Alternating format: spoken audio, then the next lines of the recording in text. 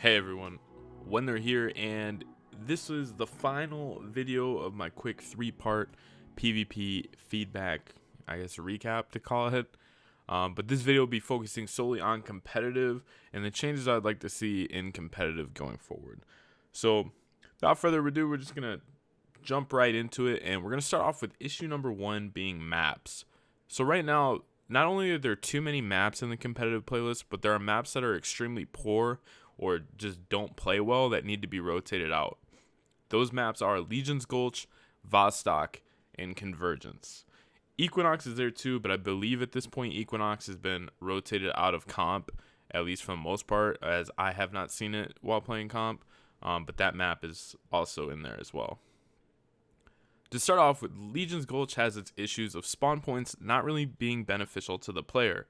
The best spots to hold on this map are A and C respectively, since heavy spawns in between those points.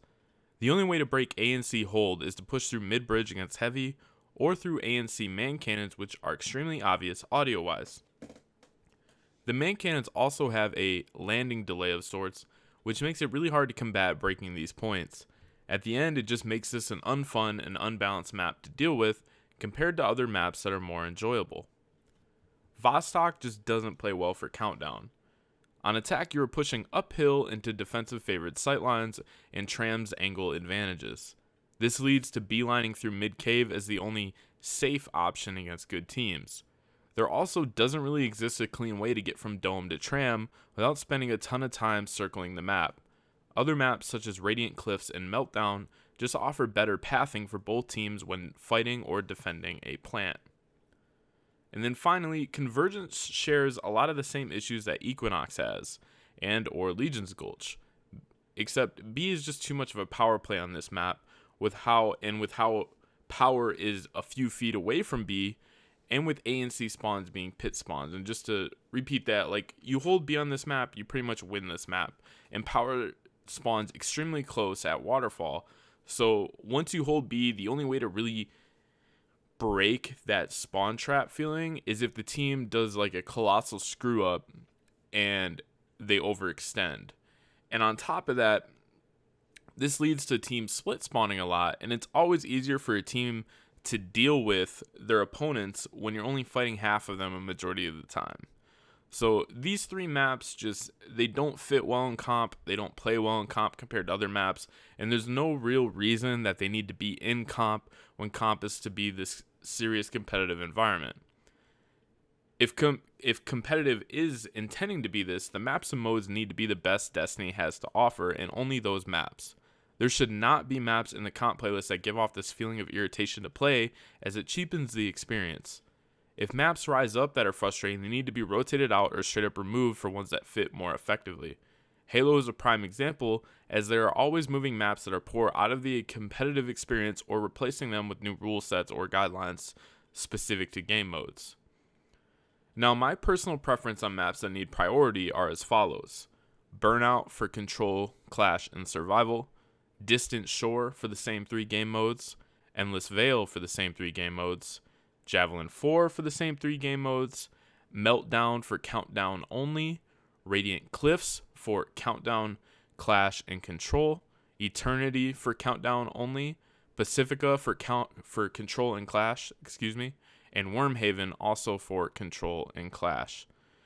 This obviously uses current modes, but I'm sure new competitive modes can be worked into these respective playlists too, or new / returning Destiny 1 maps for that matter. The maps that need the highest priority in comp right now as we speak, that play the absolute best for their respective game modes, are Javelin 4, Endless Veil, Radiant Cliffs, and Distant Shore. The second major issue with competitive right now is Heavy and Suicides. So Heavy is kind of a minor issue, but they just need to tone down the amount of ammo received per pull, especially with it dropping on death. So guns like Wardcliff Coil will get 1 shot instead of 2, 1000 Voices gets 2 shots instead of 3. This helps stop power control snowballing game modes such as Control, and Heavy should be a power point but not a dominant one. This way, with it, as mentioned, dropping on the ground, there's a little less of it rotating throughout a game, and with its spawns, and I think would really smoothen the experience out. The second major point of this issue is suicides. Destiny just needs to punish suicides in comp if the mode is to be taken seriously. Players should not be allowed the incentive to jump off the map to avoid gunfights. This mechanic exists in nearly every other competitive game, but does not in Destiny's most competitive game mode. To clarify, I don't want these penalties in quick play, but they 100% should be a thing in comp. PvP is currently handicapped as most teams, when pushed with adversity, about to lose a lead, will choose the easy route of jumping off the map versus having an actual engagement. The changes I offer to this are as follows. You lose 3 points in control on a suicide, equivalent to a power play. You lose 1 point in clash. You lose your revive token in countdown. And then you're dealt with a respawn penalty in pure objective game modes should more of them come to Destiny 2. Control should equal a power play just due to the threat of a comeback. If a team takes 3 zones with 30 seconds left, you should have to deal with the consequences of losing zones and that incoming engagement versus ignoring it altogether. It holds teams accountable if they lost power over objectives. A big counter to this as well is, teams should remove super energy. Super energy should be the negative. Removing super late game still doesn't prove a big enough negative when holding a lead versus jumping off a map. Losing points on deaths or tokens in countdown, you are now forced to re-engage the enemy and be held accountable for taking that suicide as an option, which is important. The next major issue is dealing with glory points. So personally, ×2 glory gained on win or ×2 on loss was an okay change to comp. It helps short term in getting to 2100, but long term this affects high end comp as losing becomes too big of a risk. You need around a 65% win ratio at 3500 rank or above, and it enables more hostile plays such as DDoSing or harmful attacks on other players to get around it. My first suggestion to this is to revert losses back to their original state, but still provide ×2 on wins. The point is to make comp more accessible to players. Short term, this helps the win ratio required at high comp to be a little bit more favorable and possibly help the queue times, as in theory this would bring the win ratio to climb to 55 to 60% instead of 65 or more. My second suggestion, and in my opinion the better suggestion long term, is to just remove losses altogether from comp. Now, before people jump at my throat on this, I just need you to hear me out on why. The current competitive system will not improve anytime soon, population-wise or health-wise for that matter, due to incentives and win requirements lacking. The important note is this playlist still requires wins to climb, which separates it from quick play where you climb no matter what. This would greatly improve the overall population of the playlist, even with free-to-play inbound, while still providing a more competitive environment should other changes that I mentioned go through. Comp should be fun to play, not just used to get a physical weapon and leave. This also greatly stunts the negative of being hit offline, as there's no longer a realistic threat to that or a player's loss if that were to happen. So what do? The first step is you remove streaking. The second step is you have wins give a flat 60 points period, up to 5500 legend rank being the max. What this does is it promotes inclusivity. It allows players of all skill levels to not feel locked out, but still open to a more intense PvP experience. It just becomes a matter of time investment for the player. And what I mean by time investment is, if we do some simple math, let's say the average comp match takes about 10 minutes. Using a 60-point flat baseline for a win, it takes 92 wins to reach 5500. You take 10 times 60 for 600 seconds, multiply that by your wins, and you end up with about 55,000 seconds. You divide that number by 60 to get your minutes, which you have 920, and then you divide that again by 60 to get your hours, and that is 15.3 hours you have to invest in this playlist to hit legend. Now, again, to hit legend, that would be 15 hours straight of winning. That's 100% win ratio from game 1 to game 92 to hit legend in competitive, which realistically no one is going to be able to do, especially as players climb with rank-based matchmaking.